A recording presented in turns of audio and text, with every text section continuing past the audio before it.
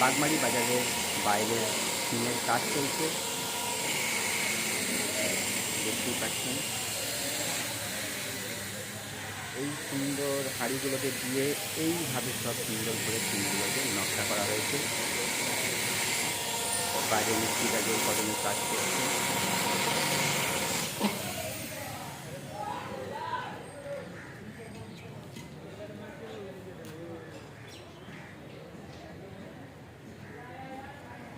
আমরা প্রবেশ করব এবার ভেতরে, শিল্পীদের সাথে একটু আলাপ করে নিতে।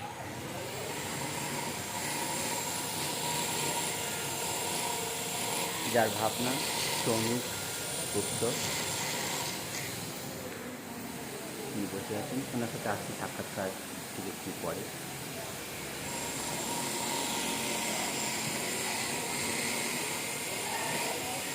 বাগমারি বাজারের ৭৫তম বর্ষে পদার্পণে আহ্বান জানাই মা পাঁচই পুজো মিছিল।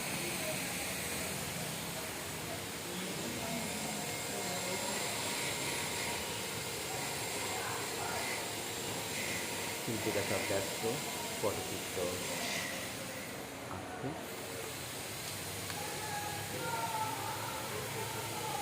স্যার একটু সময় দেয়। আপনার নাম? সুভাষিস গুপ্ত। কত বছর ধরে আপনি এই প্রফেশনে রয়েছেন?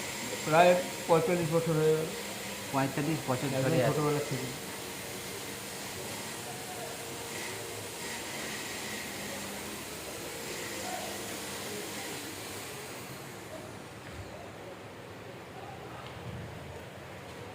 আপনি যে এত সুন্দর পটচিত্র আঁকছেন, এর জন্য তো আপনাকে কোনো কিছু ফটো বা কোনো কিছুর প্রয়োজন পড়ছে না। এখন অভ্যাস হয়ে গেছে, আর আগের মতন সেই আগে যেমন দেখে দেখে আঁকতাম, এখন ওই আঁকতে আঁকতে এখন একটা অভ্যাস হয়ে গেছে। কোনো আইডিয়ার উপরে এখন সব তুলে যায়। শিল্পী এরকমই হয়, তাদের কল্পনাকে তুলি তারাই বাস্তবিত করে তোলে।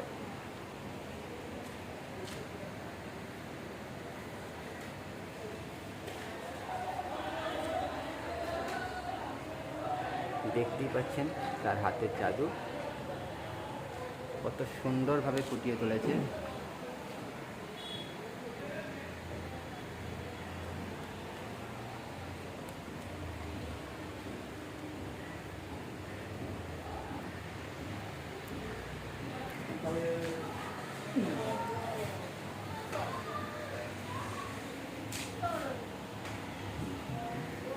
এবার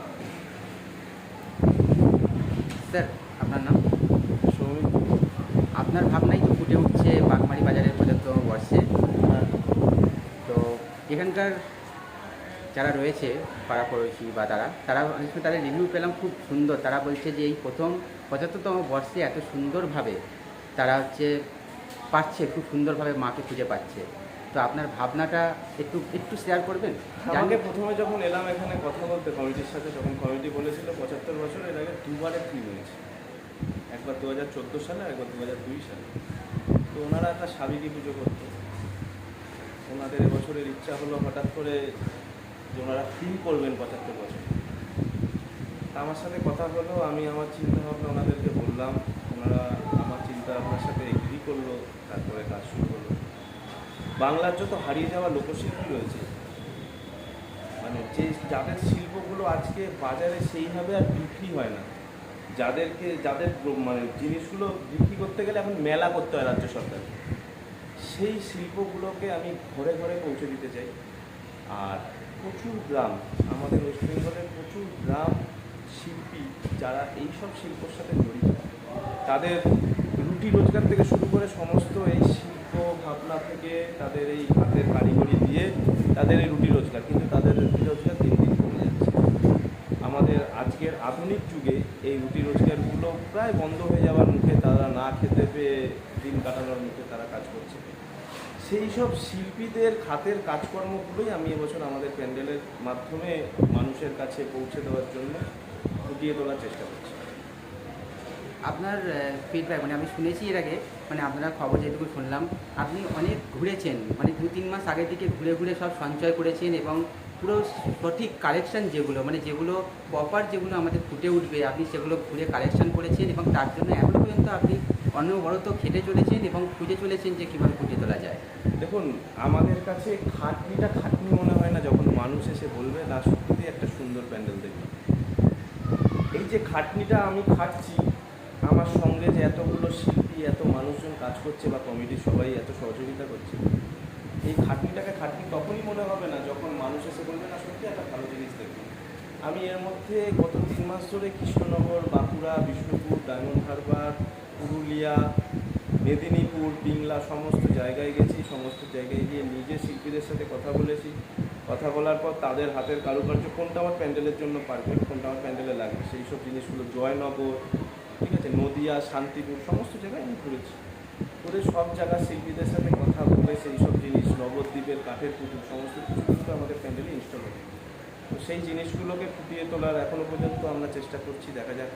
তার মধ্যে ওয়েদার প্রচণ্ড আমাদেরকে মানে বাদ সাজছে থেকে বৃষ্টি নেমে যাচ্ছে, কাজের ক্ষেত্রে একটু অসুবিধা হচ্ছে, সেইটা নিয়ে একটু চিন্তায় রয়েছে। সময়ও তো আর নেই, কিন্তু কঠোরভাবে আপনারা পরিশ্রম করে চলেছেন, কেন সময়ও আর নেই। আর মানে কতদিনের মধ্যে আপনি এটা কমপ্লিট করবেন? আমাদের ইচ্ছা আছে 30 তারিখে আমরা প্যান্ডেলটা কমপ্লিট করে ফেলবো।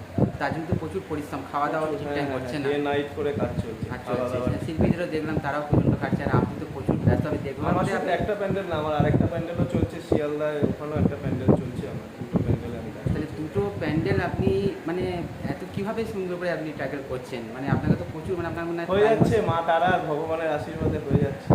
কারণ আমি প্রথমে আপনার সাথে কথা বলতে চেয়েছিলাম, কিন্তু আপনি ব্যস্ত ছিলেন, অনবরত ফোন আসছিল দেখছিলাম, তো সেই জন্য আপনার সঙ্গে করতে পারি, তাই একটু সময় পেলাম আপনার সঙ্গে কথা বলার জন্য। খুব ভালো লাগলো। ইনি সৌমিক গুপ্ত, যার ভাবনা ফুটে চলছে বাগমারি বাজার দুর্গাপুজোর সর্বজনীন।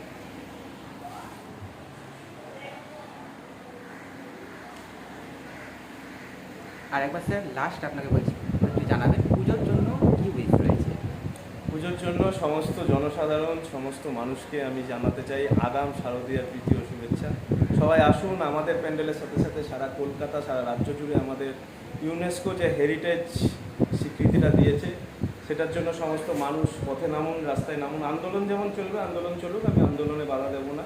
কারণ অভয়ার যারা ধর্ষক আর কি, তাদেরও শাস্তি চাই। এবং তার সাথে সাথে আমাদের উৎসব, বাঙালির সেরা উৎসব, সেই উৎসবটাকে আমরা যেন ভালোভাবে পালন করতে পারি, আর সবাই যাতে ভালোভাবে পালন করে, আমি সেই বার্তাই রাখবো। নমস্কার স্যার, ধন্যবাদ আপনাকে মূল্যবান সময় দেওয়ার জন্য।